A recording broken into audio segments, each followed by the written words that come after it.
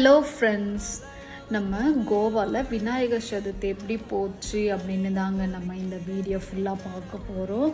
அதுக்கு நீங்கள் இந்த வீடியோவை ஸ்கிப் பண்ணாமல் ஃபுல்லாக பாருங்கள். நான் இப்போ கொஞ்சமாக தான் அப்லோட் பண்ணியிருக்கேன். நெக்ஸ்ட்டு வீடியோவில் ஃபுல்லாகவே அப்லோட் பண்ணியிருக்கேங்க. மறக்காமல் இந்த வீடியோவை ஸ்கிப் பண்ணாமல் பாருங்கள். வாங்க வீடியோக்குள்ளே போகலாம்.